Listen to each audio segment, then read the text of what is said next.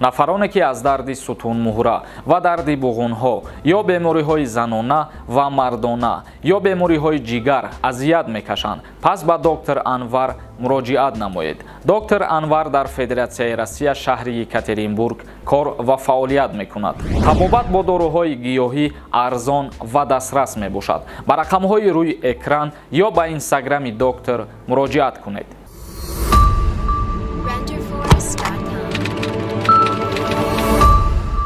ассалому алайкум ба ҳама тамошобинони барномаҳои Сормон Сафаров.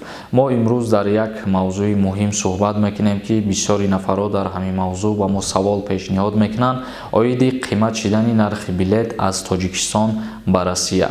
Ва як чиза қайд мекунем, касое ки саволҳои ҳуқуқӣ дошта бошед, агар рақамҳое ки дар рӯи экран астад дар WhatsApp-аш бинависонед, ба саволҳои шумо ҷавоб мегардона. Ногуфта намона ки ҷавоб додан ба саволҳо платни мебошад. ҳам бародарда муроҷиат кунед, ҳам суҳбат бишед, ба саволҳои шумо ҷавоб мегардона. Барои чӣ якбора аз Тоҷикистон ба Россия билет қимат шид, оиди ҳамин чиз суҳбат мекунем. Мо роҳбарияти Оҷонсии авиатсияи граждании Ҷумҳурии Тоҷикистон дар нисбати беасос боло бурдани нархи билети парвоз ба Москав чораандешӣ хоҳад кард. яъне ки директори агентии авиатсияи граждании Ҷумҳурии Тоҷикистон Икром Субҳонзода қайд намуд ки боло бурдани нархи билет ягон асос надорад. бисёри нафарҳо билетҳоро айни ҳол 5000-6000 сомон харидорӣ кардаистанд ва авиакассаҳо нарха қимат кардаги ҳастанд. роҳбарияти Оҷонсии авиатсияи граждании Ҷумҳурии Тоҷикистон гуфт ки асос надорад қимат кардани билетҳо ва ин кора чораандешӣ кардаистанд. рӯзҳои наздик, худо розӣ боша, билет арзон мешавад. аз қавли намояндагии Оҷонсии авиатсияи граждании Ҷумҳурии Тоҷикистон гуфтанд ки баъди роҳандозии парвозҳои доимӣ миёни Тоҷикистону Русия нархи билетҳо мебоист аз ҷониби хадамоти зиддиинҳисорӣ танзиму назорат шавад. ҳамсуҳбати хабаргузорӣ афзудааст ки ба зудӣ намояндагони ширкатҳои ҳавоӣ ба суҳбат даъват гардида аз онҳо талаб карда хоҳад шуд ки нархҳоро поён фароранд. яъне ки роҳбарияти Оҷонсии авиатсияи граждании Ҷумҳурии Тоҷикистон инчунин қайд намуд ки рӯзҳои наздик намояндагони ширкатҳои ҳавопаймоиро даъват мекунанд ва як мулоқоте мегзаронанд.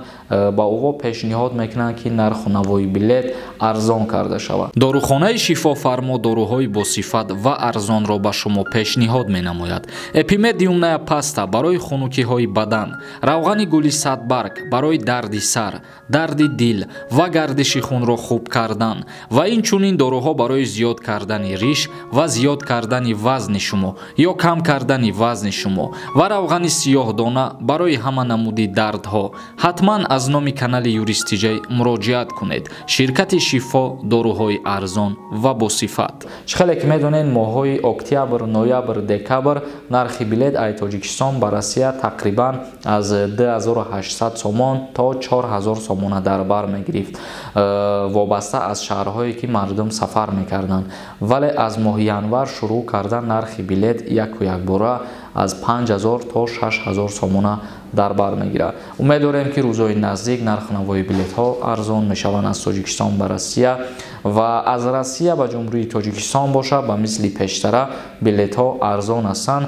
аз 13000 рубл сар мешавад то 20-22000 рубл дар бар мегирад. дигар ахбороти мо оиди ваъдаи раиси шаҳри Душанбе муҳтарам Рустами Эмомалӣ барои ташкил кардани 250 000 ҷойи корӣ дар пойтахт. шаҳрдори Душанбе ваъда додааст ки дар 5 соли оянда 250 000 ҷойи нави корӣ таъсис дода мешавад. яъне ки раиси шаҳри Душанбе муҳтарам Рустами Эмомалӣ қайд намуд ки дар 5 соли оянда барои шаҳрвандои шаҳри Душанбе ва умум барои шаҳрвандои Ҷумҳурии Тоҷикистон 250 000 ҷойҳои нави корӣ таъсис дода мешавад.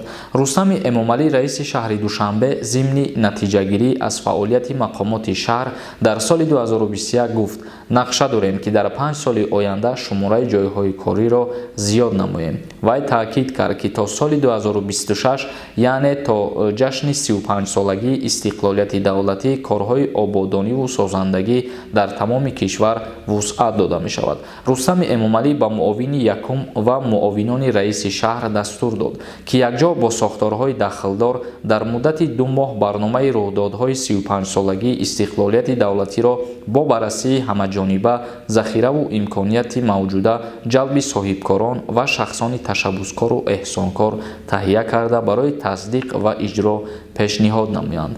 Ва инчунин раиси шаҳр изҳор кард ки сокинони пойтахт барои амалӣ намудани сиёсати раиси ҷумҳур ба хотири рушди устувор ва ба шаҳри муосиру пешрафта табдил додани Душанбе кор хоҳанд кард. ва ногуфтанамона як чизи дигарам қайд мекунем ки дар доираи ҷанбастии ҷашни 30-солагии истиқлолияти давлатии ҷумҳурии Тоҷикистон дар пойтахт 16 муассисаи таҳсилоти миёнаи умумӣ ва томактабӣ, 8 муассисаи тандурустӣ, 50 коргоҳу корхонаҳои саноатӣ, 162 километр роҳҳо, 19 бинои маъмурӣ, 225 бинои баландошиёна бо 161 маркази хизматрасонӣ, 62 майдончаи варзишӣ, 9 гулгашт, таъмири 2321 бинои истиқоматӣ, 116 хобгоҳ ва таъсиси беш аз 15 000 ҷойи навикорӣ таъсису бунёд карда шуданд.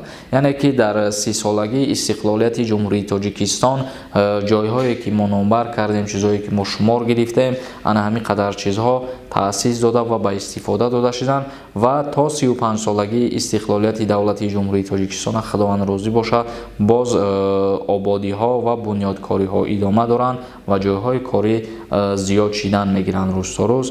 ба ҳамин барномаро ҷанбаст мекунем мо тамошобинони азиз, дар канали мо ҳатман обуна бошед. то барномаҳои дигар худованд ҳамаи мо шуморо нигаҳбон бошад.